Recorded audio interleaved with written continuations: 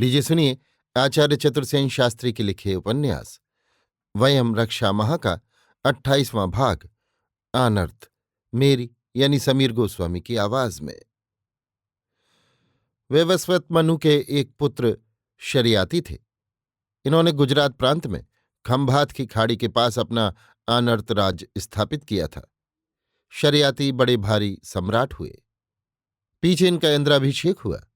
शरियाती के पुत्र का नाम आनर्त था। उसी के नाम पर इस राज्य का नाम भी आनर्त रखा गया था। शरियाती की एक पुत्री सुकन्या नाम की थी, जिसे भृगुपुत्र च्यवन ऋषि को ब्याहा गया था। भृगु ऋषि अति प्रतिष्ठित देवसुर पूजित थे। उनके तीनों पुत्र शुक्र, अत्रि और च्यवन विख्यात पुरोहित याजक हुए। शुक्र और अत्रि असुर याजक थे।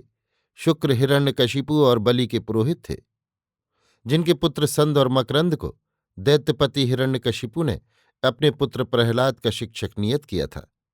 शुक्र वृषपर्वा दानव के भी पुरोहित थे। शुक्र और वृषपर्वा दोनों की कन्याएं देवयानी और शर्मिष्ठा यताति को ब्याही थीं। शरियाती ने च्यवन को अपनी पुत्री सुकन्या ब्याह दी। उन्हें अपना पुरोहित भी बना लिया। च्यवन आनर्त राज्य के दामाद और गुरु बनकर राजसी ठाठ से रहने लगे। शरियाती की गणना वेद ऋषियों में थी। च्यवन और सुकन्या की संतानों ही में दधीच, उर्व, ऋचिक, जमदग्नि और परशुराम उत्पन्न हुए। कुछ काल बाद पुण्यजन राक्षसों के राजा मधु ने इस राज्य पर अधिकार कर लिया। मधु यादवों की शाखा में कुंत राज्य का स्वामी था। मधुपुरी उसी ने बसाई, पीछे जिसका नाम मथुरा प्रसिद्ध हुआ। मधु साहस करके लंका से रावण के रंग महल में से रावण के नाना सुमाली के बड़े भाई माल्यवान की पुत्री कुंभीनसी को चुरा लाया था। पीछे रावण के क्रोध से बचने के लिए उसने राक्षस धर्म स्वीकार कर लिया था। फिर मधु ने हेहयों से भी वैवाहिक संबंध स्थापित किए। अंत में ये राज्य हेहयों के राज्य में मिल गया। भार्गव लोग भी शरियाती की भांति हेहयों के पुरोहित बने रहे। हेहयों ने उन्हें खूब सम्मानित किया तथा धन भी खूब दिया। पीछे हेहयों को निरंतर की चढ़ाइयों और युद्ध के कारण धन की बड़ी आवश्यकता पड़ी। उन्होंने प्रजा से धन मांगा। इसी भांति भार्गवों से भी मांगा, परंतु भार्गवों ने धन देने से इनकार कर दिया। प्रथम तो उन्होंने आनर्त के राज्य पर अपने दामाद होने का अधिकार प्रदर्शित किया। पुरोहित और गुरु पद का भी अधिकार मांगा।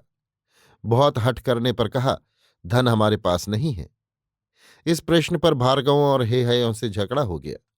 भार्गवों ने अपना धन भूमि में छिपा दिया। हेहयों ने उनके घर खोद डाले, फिर उन्हें लूट लिया। घरों को खोदने से बहुत धन मिला। इस पर क्रुद्ध होकर उन्होंने भार्गवों को मार डाला। उनकी स्त्रियों के गर्भ फाड़ डाले। उनमें केवल एक और वो बचकर निकल भागे और सुमेरु भूमि में काव्य शुक्र के आश्रय में रहने लगे। पीछे और वही नाम पर सुमेरु भूमि का नाम अरब पड़ा। उनके साथ उनकी सगर्भा पत्नी भी थी। कालांतर में उसने पुत्र प्रसव किया और समय पाकर वो उसी भूमि में बढ़कर गुप्तवास में ही युवा हुआ। उसका नाम अचीक रखा गया। युवा होने पर और वो ने उसे सब ऊंच नीच समझाकर महेशमतों के राज्य से दूर सरस्वती तीर पर आश्रम बनाकर रहने की सलाह दी। सरस्वती तट पर बस जाने के कुछ काल ही बाद कान्यकुब्ज के राजा गाधी ने उन्हें अपनी पुत्री सत्यवती ब्याह दी। समय पाकर जिस समय सत्यवती ने पुत्र प्रसव किया, उसी समय उसकी माता ने भी किया। सत्यवती के पुत्र का नाम जमदग्नि हुआ और गाधी पुत्र का विश्वामित्र। दोनों मामा भांजे सरस्वती तट पर ऋचिक ऋषि के आश्रम में पलने और शिक्षण पाने लगे। औरव ने अपने पुत्र ऋचिक को वेदज्ञ बनाया। ऋचिक ने भी अपने पुत्र और साले को वेदवित बनाया। फलतः जमदग्नि और विश्वामित्र उसी समय ख्यातनामा पुरुष हो गए थे। आगे चलकर दोनों मामा भांजों ने मिलकर वेद की ऋचाएं बनाई और वेद ऋषि प्रसिद्ध हुए। ये वो काल था जब आर्यों के राज्यों ने गंगा और यमुना के तट छू लिए थे। दैत्य और असुर अनार्य मधुपुरी मथुरा से पीछे हटते और नर्मदा तट पर अपने आवास बनाते जाते थे। सरस्वती और द्रवद्युति का मध्यवर्ती प्रदेश आर्यों का केंद्र स्थल बनता जा रहा था। सूर्य और चंद्रवंश के खंड राज्यों के अतिरिक्त यहाँ यदु, पुरु, भरत, तुत्सु, तुर्वसु, अनु, द्रुहियु, जन्हू जातियों के जनपद स्थापित हो चुके थे। उधर वाराणसी के गंगा तट से नर्मदा तक आर्यों के योद्धा आगे बढ़ते जा रहे थे। नए नए राज्यों की स्थापना हो रही थी। विश्वामित्र के पिता गाधिन जन्हू वंश के राजा थे।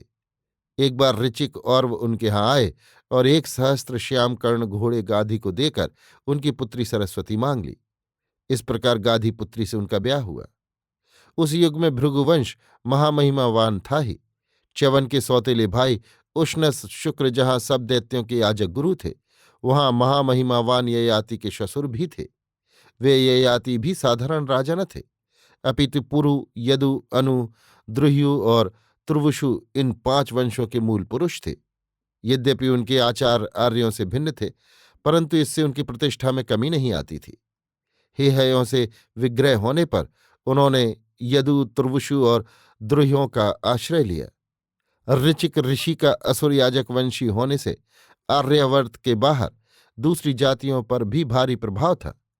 जमदग्नि का विवाह इक्ष्वाकु वंश की राजकुमारी रेणुका के साथ हुआ था। उनके 5 पुत्र हुए। सबसे छोटे परशुराम थे। परशुराम उदग्र प्रकृति के थे। ऋचिक ऋषि ने हेहयों द्वारा अपने कुलनाश और अपमान की इतनी भावना उनके मन में भर दी कि तरुण परशुराम का रक्त खौलने लगा और उसने शास्त्रों के साथ शस्त्रों की भी संपूर्ण शिक्षा प्राप्त की। संयोग ही से एक दुर्घटना के कारण परशुराम का उग्र स्वभाव प्रकट हो गया। परशुराम की माता रेणुका का मृत्तिकावती के राजा चित्ररथ के साथ गुप्त संबंध अकस्मात प्रकट हो गया। जमदग्नि एवं शांत पुरुष थे, पर इस घटना से वे इतने उत्तेजित हुए कि उन्होंने अपने पुत्रों को आज्ञा दी कि वे तुरंत ही अपनी माता का सिर काट लें। सभी पुत्र इस जघन्य कार्य को न कर सके, किंतु परशुराम ने परशु उठा, खट से माता का सिर काट लिया। जब सरस्वती तीर पर जमदग्नि के आश्रम में ये खेदजनक घटना घट रही थी, हेहयों का प्रबल प्रताप भारत पर छा रहा था। उनका राज्य मथुरा से नर्मदा तट तक के प्रदेशों में फैल गया था। उधर खंभात से काशी तक उनका विस्तार था। कोई भी अकेला आर्य राजा उनके सम्मुख आने का साहस न कर सकता था। इस प्रकार से समूचे ही मध्य प्रदेश का स्वामी हेहय कार्तवीर्य सहस्त्रार्जुन था। इसके राज्य का विस्तार पूर्व में चर्मवती नदी चंबल, पश्चिम में समुद्र, दक्षिण में नर्मदा और उत्तर में आनर्त तक फैला हुआ था। उसकी विपुल पोतवाहिनी सेना थी और उसका हयदल अजेय था। वो प्रतापी, साहसी और मानी था।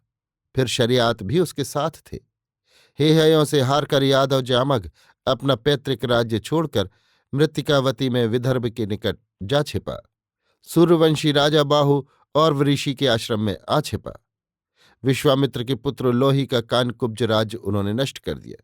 केवल अयोध्या का सूर्यवंशी राज्य इसके उत्पात से बचा रहा। परंतु परशुराम विश्वामित्र की बहन के पौत्र और इक्ष्वाकु राजा के दौहित्र तथा गरिमामय भृगुवंश के उत्तराधिकारी थे। वे हेहयों को अपना चिरशत्रु समझते थे और ज्यों-ज्यों वे सहस्त्रार्जुन की ख्याति तथा शौर्य चर्चा सुनते जाते थे, उनके मन में उससे मुठभेड़ करने की इच्छा प्रबल होती जाती थी। उन्होंने यादवों को अपना साथी बना लिया था। ये दोनों ज्वलंत पुरुष इन दोनों परस्पर टकराने के लिए शक्ति संचय कर रहे थे। संयोगवश जमदग्नि की स्त्री रेणुका की बहन सहस्त्रार्जुन को ब्याही थी। इस प्रकार यद्यपि जमदग्नि अर्जुन के साढ़ू थे, फिर भी प्राचीन वंश बैर तो था ही।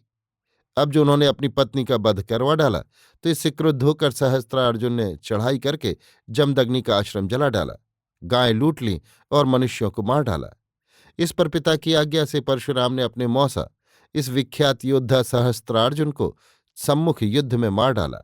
इस पर कुपित होकर अर्जुन के उत्तराधिकारी हेहयों ने राम की अनुपस्थिति में निरस्त्र जमदग्नि को मार डाला।